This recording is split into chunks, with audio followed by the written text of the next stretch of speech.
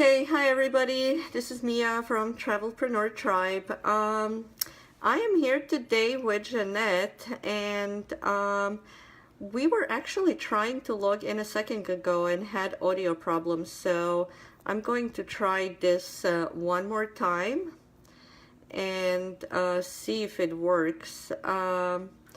Okay, so Jeannette, I don't know if you're watching this or not, but let's try it one more time. If you can just try to join in. I see that somebody's watching, so.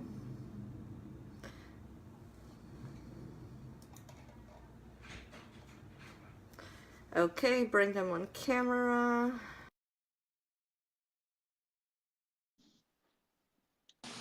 Okay, is that better?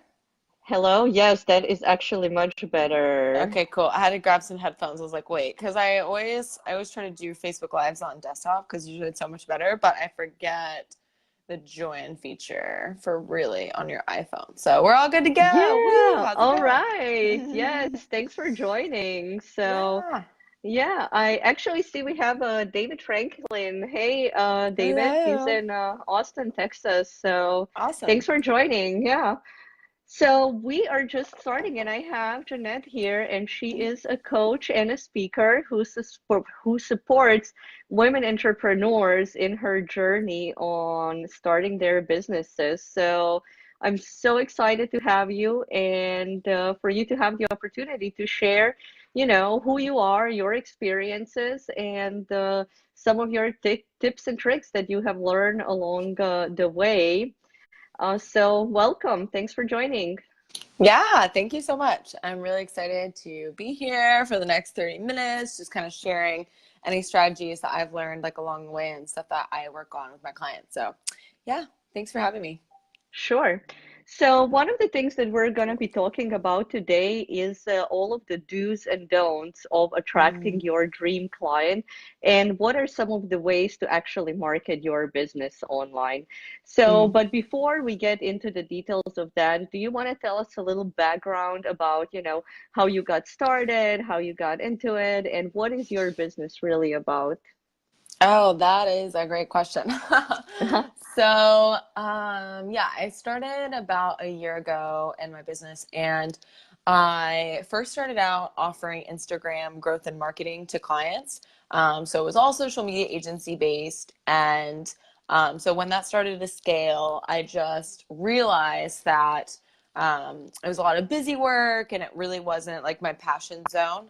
That I really preferred coaching a lot more because I coached for over 2 years for a marketing startup previously before starting my own business. Hmm. And yeah, so I had to, drop a lot of clients and transition from that and learn a new type of industry, I would say.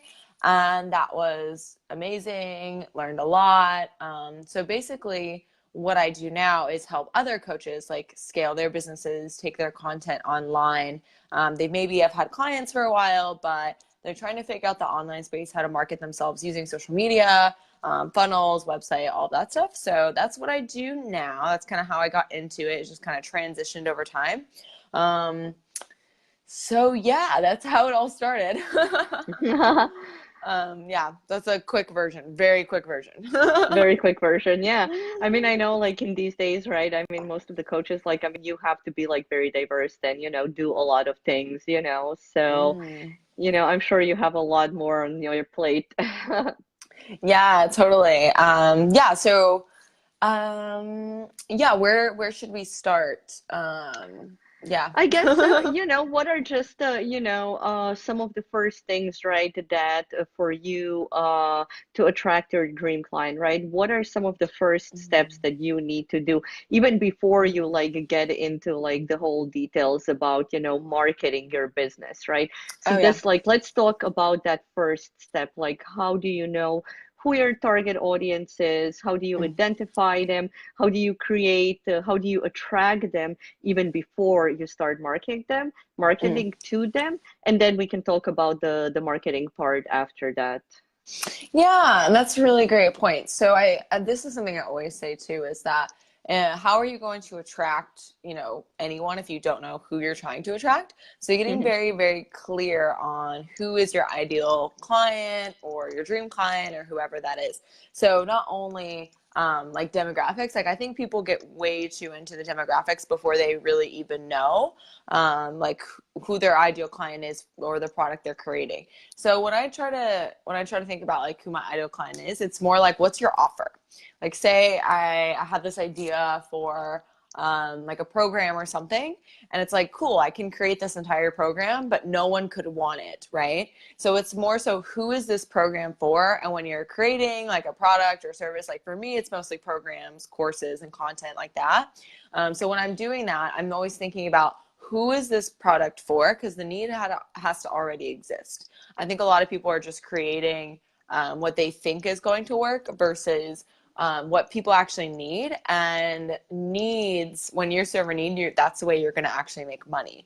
So I think that's just really important to keep in mind, because I know as entrepreneurs, we have a bajillion ideas. We want to do everything all at the same time, and that's really exciting. But as I have learned to tame that into something that actually serves a market, and I think you need to get really clear whenever you're creating something, saying, what is the problem that's out there that's actually this is servicing? And if you lead with that, I don't think you're ever going to go wrong.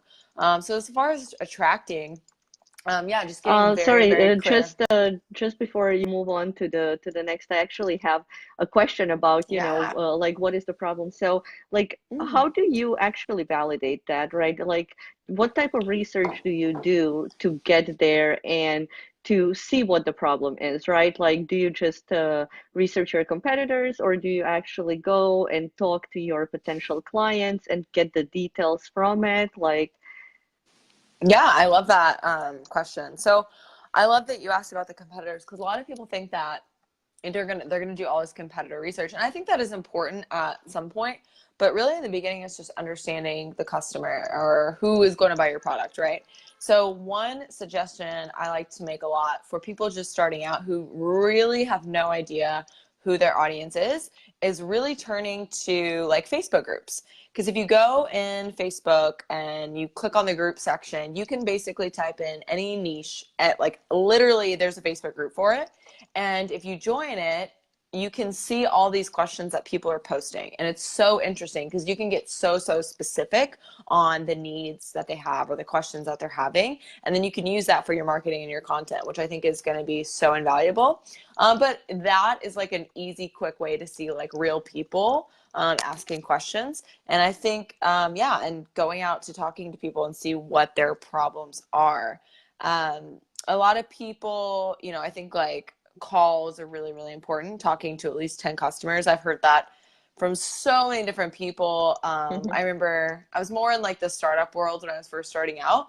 And so that would be, tips that everyone would give me. They're like, go talk to 10, like, what you think customers, and really get to understand their pain points, because I feel like we have this very surface level idea of what people need, but we don't really understand it. And if we don't really understand it, we can't speak to it with the marketing that we do. yeah. So, do you have any strategies around talking to these customers, right? Like, how do you formulate your questions? Like, what level of details do you want to get? And then what do you do like with that information? Like, do you analyze it and then really see, what's kind of like a common theme Yeah. from the feedback? Can you tell us a little more about that? Yeah, definitely looking for like common themes is the most important thing. Because let's say you have an idea, say you have two courses in mind that you're going to create, like how to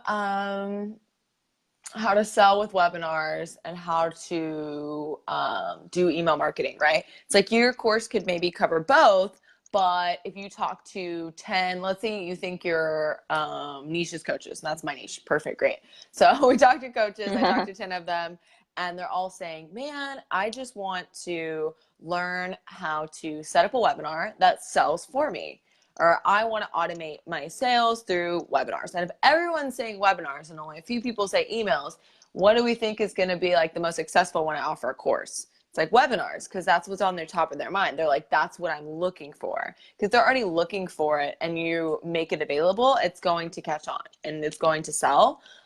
So as far as like formulating the questions, I think the simplest question you can ask is, what is your biggest challenges in this area? So whatever space you're in, you can say, what are the biggest challenges you're facing growing your business? Or what are the biggest challenges you're facing with setting up marketing automation? Or what are, like getting specific as possible in the area you're in, but just asking what their biggest challenges are, because everyone knows. And usually what happens when you ask something like that is that they're going to come up with like a lot of different ones. So one thing I like to ask, and I do this on like breakthrough strategy sessions. Those are like calls that I do for people who are interested in working with me to see if it's a good fit. And I say, what is the one big thing? And this has actually got this from Grace Lever, one of my favorite marketers. I'm obsessed with her. I follow a lot of her stuff.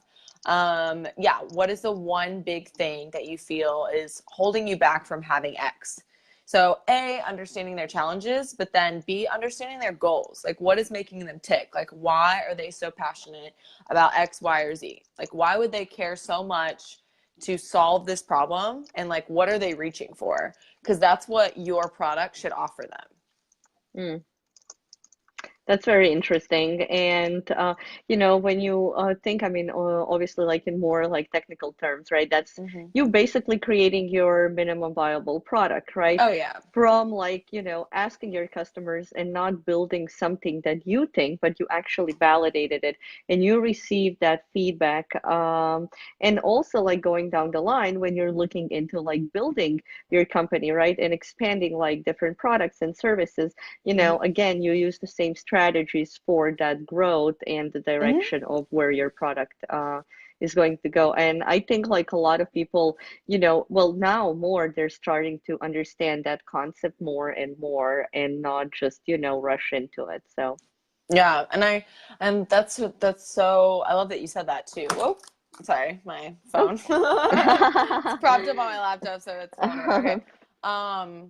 Yeah, I love that you said that too. It's like understanding it, because it's that simple creation of an MVP is like something anyone can follow with any business model. And something that I learned from James Wedmore, also love him, go follow him, he's amazing. He's also a coach. He says like business is simple, people are complicated. And the problem is that we complicate everything. We try to launch too many things at once. We try to put too many ideas in the pot when it's just like simple as like you're solving a problem and that's it. So that's been really helpful for me. yeah.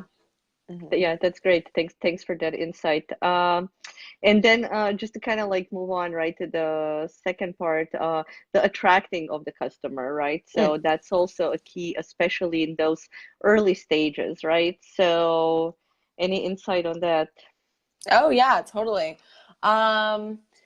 So this is interesting. Definitely depends on like what the service is, but I'm going to speak from my standpoint as far as like person who provides like educational coaching, that type of stuff, the how-to of how to get what you want. So for me, it was, in the beginning and even today, like I put out a lot of content that was educational, that walked step by step. Not only is that helpful and like what your audience is looking for, but also it positions you as the expert. Like you are giving away valuable content and you're showing like, hey, I actually know what I'm talking about. So I think educational content of the actual how-to is seriously, I guess, underdone on like social media and marketing. Because a lot of people, and I've heard this from like a lot of my own clients, is that they feel like, well, who says that I'm the expert on this, or who says that I can give advice? Everyone's got like this kind of like, they don't have like this confidence in themselves because they look at like everybody else, and I get it. So just like getting past that fear and knowing that you have something to offer to somebody and that you can teach somebody something, I think is really important. So educational content that your audience is looking for. So knowing all what your audience's challenges are and writing content to meet those challenges, to help them overcome them. And then also interests of your audience. So if I'm trying to attract women online, on social media, and I'm writing articles that are geared towards men, or maybe they're more masculine, and I'm using photos and images of all men, right? That's not going to attract women. like women, I'm not trying to generalize here, but let's say I'm Yeah. going after a specific type of woman. I think it's so important to even like write out like even more about your target audience. So coaches, okay, well, coaches who are in their 40s, they have made this much in their business, they live in Chicago or New York, they love these brands, they love to do self-care, they love yoga, they want more freedom, they want more time. It's like, what is the other type of content that's going to attract them? And like for me, like I try to attract people who are most in line with like my own values, because we're going to work best together and it's going to be a good fit. So I just mainly share what I like I share wellness, I share spirituality, I share like all those other personal aspects, because that's what's going to attract, again, like that most aligned client with your own Hmm. personal values. And so as a company, if you're thinking about that, you need to know your personal values. Like say you're not a personal brand like I am, where I'm the face of everything, I'm the coach, everyone's coming to me for business, I'm the one doing sales calls. But eventually that will expand, and then I'll have multiple people on my team, doing sales calls, doing coaching calls. So it's like, obviously that will evolve over time, but thinking about what are your values as a company right now and knowing them and really centering that in all of your content. So one exercise that I do for branding for my clients is we write out values and like themes. So we're like, okay, a theme for, let's say Mia is travel. It's entrepreneurship and business. It's maybe wellness. Maybe you like to run. Like whatever your like core themes are of your life. It's like, that's what we write down. And then everything, all content or any type of email that goes from email to social media to everything that goes out should be aligned with those values, because that again is going to attract a certain type of person. And I think that that's where a lot of people start, is that they really don't understand like who they are or how they fit into like the market. So while it's good to look at competitors, it's to be more of a differentiator versus like, what are they doing? How can I copy it? And I feel like a lot of people get stuck in that trap. Yeah, actually, I had a live yesterday, and we kind of like touch upon the similar subject. And then one of the people that watched the Facebook Live, he was like that you really need to, the way to differentiate yourself is to be your true self, because that's the Yeah. only way that you are going to be able to be different, right? And then build Yes. on that rather, than trying to follow something that you're really not. So, Yeah, love that. Love that advice. yeah. But I see actually Ahmed and Kim joined as well. So, hey, Hey, everybody. hello. I am here with Jeanette, and we are talking about the do's and the don'ts of attracting your dream clients. So, we're just kind of wrapping up this first part on, what are some of the first steps of attracting your dream client.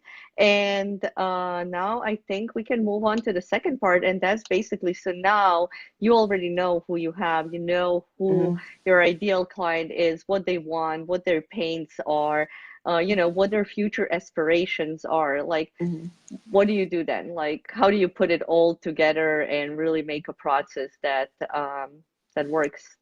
And we have Pete, sorry. Hey, Pete, thanks Hey, for joining. Pete. So, That's awesome. Hello, guys.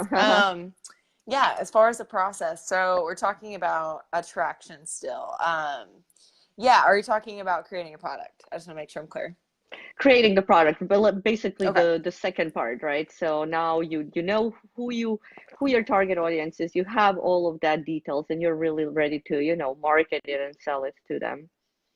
Yeah, so I think it's like, yeah, I think like for me, what I did in my own experience is again, like figuring out who that person was, what their challenges were, and then again, writing out those themes of like, okay, this is who I am and this is what I represent. And then I created content out of those themes and then posted regularly. Like I just got consistent with it. And I think that's really important as far as like social media marketing and really email marketing as well, just being consistent in general with your marketing. Because it's like, yeah, it may be a lot of work in the beginning, but it pays off over time, like that's really important. I think if you're thinking about, well, how's a quicker way I can get traction? Ads, spending, putting money towards it, of course. That will always get you quicker results. But yeah, from a point of just like attracting, it's just being consistent with your message and being consistent with how you're showing up, I think are the two biggest things. Versus, so people usually do one or the other. So they'll either be, they know their message, but they're just not consistent with keeping up with their audience, putting out valuable content. They do it every now and then, just not really effective for them. Or they're really consistent with putting out content, but they're sending all these mixed messages because they aren't very clear yet on who their audience is or who they're trying to attract or really what they're trying to sell. So I think those are the two biggest like things that I see. And I've definitely, I think where I leaned on where I had the most challenges was just staying consistent. Staying Because I think as consistent. humans, we just like naturally, it's hard to stay consistent, especially when you're starting a business and you're likely doing everything, as I was. So, as far as creating the product, okay. So that's like more about the traction side. And you know, oh, man, I just see so many people get so caught up in what product should I create? What should I do? And I think what we talked about earlier is super important is MVP. What Mm. is the minimum work that you can do that is still going to provide value? Like, I think that's so important. I have so many clients that want to create the perfect course or the perfect program or the perfect something. And I'm like, look, you have to make money, like at the end of the day, because I know this because I went through it myself and I was spending a lot of time creating content and not enough time selling. So I'm really, really big on just like get it out there and start making money because you can always perfect it over time. So just make your first like version. And then you may have all these amazing ideas for like what the final version is going to look like, but get down to the bare bones. Like I usually have a list of what MVP is and then what we want. It's like, here's the future and what our dream is, but what do we need to take out of that and then create the MVP? And that's usually how we do it. So it's saying, okay, if I want to create a course, maybe I don't need all the PDF guides at first. Maybe I can just have the videos and that's it. Maybe it's just bare bones videos. And because I think what we just get in our minds that, oh, it's not going to be good enough. And that's not true. And just getting it out there and getting feedback right away. Because the faster you launch, the faster you can improve. Mm-hmm. I think that's the most important thing. And the faster you get cash flow. I think that cash flow is number one in a business. So it's like, if you're not selling, you don't have a business. And I learned that the hard way. And not having cash flow when I first started, the first 3 months was really hard because I was creating all this content and not selling enough. And then I quickly realized like, whoa, I just need to be spending like 80% of my time selling. So Yeah. So, I mean, those are like all really, I mean, we just the same points keep coming over and over again, yeah. right? So like you really need to like validate, and even before you're ready to start, before you're ready to grow, it's that level of validation. And well, for me personally, I actually have an opposite problem than you. Like I don't have a problem staying consistent, but I have a problem of, or had a problem of creating constant content, because I mean I'm in tech, right? So like creating this engaging content, it's just like it doesn't come naturally to me. But then what I discovered is that you can actually repurpose the content. Oh And yeah. I discovered this recently and I was like, why nobody told me this before? Like, Oh man. yeah, and I feel, so for the people, that are maybe struggling, with that, is for me, or for, I presume for most of the people, it's much easier to create, videos where, we can all talk about it, right? So, and then actually repurpose that content for your blogs and newsletters and social media. And Yeah. all of a sudden, from this, like, half an hour, topic discussion that you're having, you can provide so much value for, weeks to come. So that actually, me personally, it cut down on my content production time drastically, and it enabled me to focus more on the selling part. So Yeah, that's such a great point. The repurposing content. That's a lot of what I did in the beginning and I still do today. Like, so before I would write one piece of content and I would post it across all social media channels. Like I would never like just, you know, create new content for each channel ever. And so I love that you said that because it's such a great point. And even your email list. So like now today I do it a little differently where I really focus on my email list first because that's my most engaged audience, right? They're going to be opening, they're going to be seeing all my stuff, they get the inbox versus people on social media who is like, what, 6% of like your followers actually see your posts. So it's like thinking about where am I going to get the most, I guess, like bang for my buck, but really bang for your time because it's like I'm putting all this time and effort in, but I'm not growing an email list. I see that huge mistake, huge mistake because that's how you make money. Like I make money on social media for sure. Like I have people buy my courses and content, set up calls with me, but nothing compared to like what an email list can do for me because I have them forever. So I think that's really important just thinking about like now I repurpose my emails to all social media. So I just put a lot more time and investment in growing an email list and put that in. But yeah, I think repurposing content is huge. And even repurposing content not only for free content but making it paid. So one thing I did this year was I had all this, I looked back, it was like towards the end of the year and I was like, oh, I should do a new year, a new you bundle and sell all my courses and programs or all the content that I worked on for the past year, focus on social media. Because I was doing a lot of social media last year and I transitioned over time into business coaching. So I took all that free content that I had and I made it, put a paywall behind it, put a landing page up, everything. And I ended up creating it as a part of a bundle and sold it for like $147. So even like you can look back at free content and say, what is super valuable that I could even monetize? And so I took like 5 of like my social media videos, put it into a course. And so now it's my social media strategy video bundle. So even thinking about it like, cool, I'm creating all this free content, but later I'm going to monetize it. And even thinking from a standpoint of having that intention in the beginning, saying, okay, this is what I want my course to look like. These are the blogs I'll create, and then I'll gain that traction, and then I'll make it a paid thing. Yeah, so just like even taking what you have. And I like what you said also about like, maybe I'll just start like with videos. Because it really is, and as long as there's value there. And I think what we get caught up in is like the perfectionism of wanting it to be perfect, and people really don't care at all. They just, as long as you have something really valuable to say that's actually going to help them, they don't give a crap if you're like a video's repurposed from like a live event or anything. Like I have people ask me these questions all the time. They're like, well, this was from a Facebook Live. Is that weird if I put it on my blog? I'm like, literally no one cares. Like, we are not that like nitpicky as I guess you would like, it's reflected. It's interesting. But yeah, so I love that you said that. Yeah, I mean, technology is definitely changing, and people like just want, real things. Like, give me, Yeah. don't give me all the BS. Give me like, one thing that I can use. I'll go and use it, and move on. So Yeah, nice. totally.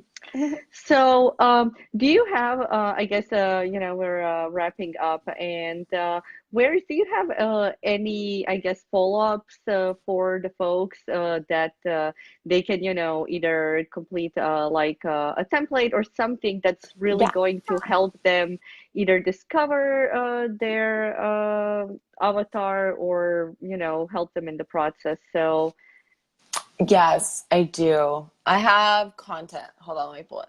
Hold on one second. I'm okay. gonna put down this or put this It's over okay. You here. don't have to put it now. We can just Okay. put it, if you can just say, what they have and where they can find it, and we can Oh post yeah. links on the Yeah. bottom. But yeah. Yeah, so I have a great freebie right now. So whenever I decided, so it's social media strategy. So basically, how to launch anything, and then I give live examples, so like social media strategies that you can use to start Hmm. offering your services and your products in a non-salesy way. So I'll drop the link for that. So yeah, so I completely, and I think this is good because I'm actually having my assistant take a lot of my free content and make it into guides and freebies to get email lists right now. And so I actually looked at my website a few months ago and I was like, what's the point of having a website if it's not driving people into a funnel of some sort? And so I completely like redid it, had my assistant completely take away like the free content, put it behind an email thing. So that's actually something that we're finalizing like beginning of really this month, which is awesome. So yeah, so I'll drop that in the Facebook group. Happy to share that link because I actually don't know what it is because I didn't create it. Sure. But I love that we actually got on that topic because I think if you have a lot of free content and your blogs, but you don't have any funnels or anything to like take it, like you don't have to give so much free away. You know what I mean? You can give a little bit and then people they'll put their name and email in and you can give them more value and then you get something in return. So Yeah. I would encourage people to do that because that's definitely what I'm doing. Yeah. Yeah. That's amazing. I mean, there's definitely tips and tricks out there that can enable you, how to do things faster, how to keep moving. So yeah, that's amazing. So I think we're like wrapping up. I Yeah. do want to mention that we do have our workshop in New York coming up on January 22nd. And you're one of the coaches as well as Pete. So if anybody is interested in learning more on how to achieve the sales mastery, we are going to have offline workshops in the WeWork space in Long Island City. So if anybody wants to join us, and Jeannette is going to be talking more or less about the similar types of things, and but they're probably going to be a little more hands-on, right? Totally. Yeah. Yeah, so yeah, please join us. We do have the event on the Facebook group as well. And if you enjoyed this content, like please feel free to share. There's a little share button on the bottom, so just share it with your audience so that they can find out these tips and tricks as well. Anything else, Jeannette, before we kind of like wrap it up? I think that's pretty much everything. Thank you so much for having me, and I'm really excited about the workshop. And yeah, I definitely encourage like anyone that's interested and wants to kind of.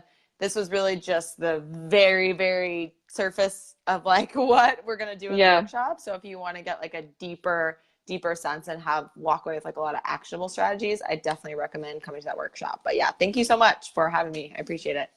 Okay, thank you, and thanks everybody for watching. Ahmed, Kimberly, Pete, and I will see all of you next week. I have another Facebook Live with Noni Nice. Croft on how to be the CEO of your life. So, Nice.